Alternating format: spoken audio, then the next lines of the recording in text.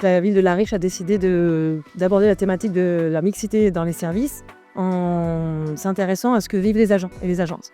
Donc on a fait des entretiens collectifs avec des hommes qui travaillent dans les métiers dits féminins et des femmes qui travaillent dans des métiers dits masculins pour connaître leur parcours de terrain, comment ils sont arrivés là, pour chercher les points communs et les différences, et ensuite pour aller voir les freins que ces personnes ont rencontrés et aussi les bonnes pratiques, les choses qui fonctionnent pour lever ces freins et développer la mixité dans les services. Nous avons bénéficié du Fonds européen pour la parité, ce qui nous a permis de travailler avec un cabinet de conseil spécialisé dans l'égalité homme-femme pour trouver des solutions pour plus de mixité.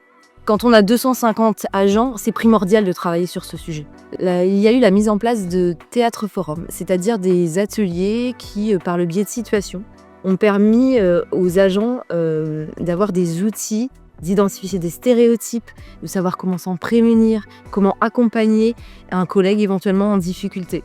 Ça a été très productif et interactif. En allant puiser dans des exemples du quotidien, vraiment à partir de nos réalités qu'on vit au sein de nos équipes sur le terrain. Donc et c'est ainsi qu'on fait forcément ressortir un certain nombre de préjugés, de stéréotypes. On a un levier dans la fonction publique territoriale pour travailler à ces questions, des leviers qu'on n'a pas forcément dans la société globale, donc c'est une bonne réflexion. Voilà, aussi bien pour les hommes que pour les femmes, les habitants de notre commune aussi.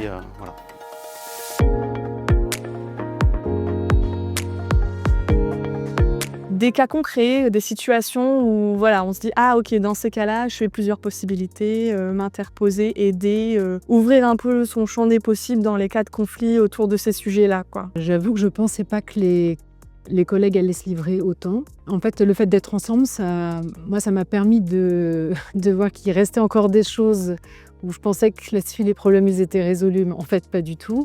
D'entendre notamment des collègues qui parlent sur des propos tenus sur des femmes enceintes. Moi, j'ai subi ça il y a 25 ans et là, je me dis, mais le problème, il est toujours d'actualité, il est toujours là, quoi. Vraiment, il faut qu'on pose les choses et qu'on trouve des solutions ensemble pour faire bouger ça, en fait.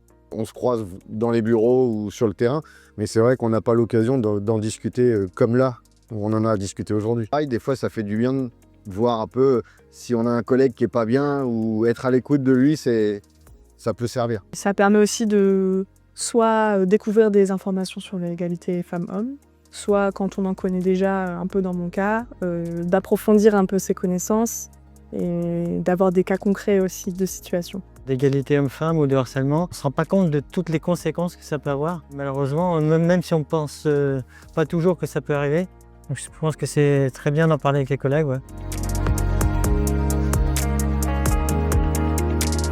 En tant qu'agent, en tant qu'humaine, c'est effectivement un sujet pour moi qui est fort et qui devrait peut-être l'être pour tout le monde. En fait, c'est vrai que c'est des sujets qui ne sont pas si faciles à aborder, à traiter. Je trouve ça toujours intéressant, ces projets-là, d'aborder l'égalité sur le terme de la mixité. Je pense que c'est un fort levier. Ça vient chercher la question de bien-être au travail. Si on a des milieux plus mixtes, si les femmes ne vivent pas de sexisme, si les hommes peuvent aller dans les métiers qu'ils souhaitent vraiment, tout le monde travaillera dans un environnement plus digne. En termes de collectivité, ça envoie aussi un message aux agents, agentes, mais aussi aux usagers, usagères, citoyens, citoyennes, un message plutôt positif et d'actualité. Et qu'une collectivité s'en empare, sans obligation légale, on peut le signaler, je trouve ça un très bon signe. C'est quelque chose qu'il faut travailler au quotidien, et comme d'autres sujets, comme les discriminations plus globalement, que ce soit l'homophobie, la transphobie, le racisme, etc. Voilà, c'est des sujets qu'il faut remettre sans arrêt sur l'ouvrage.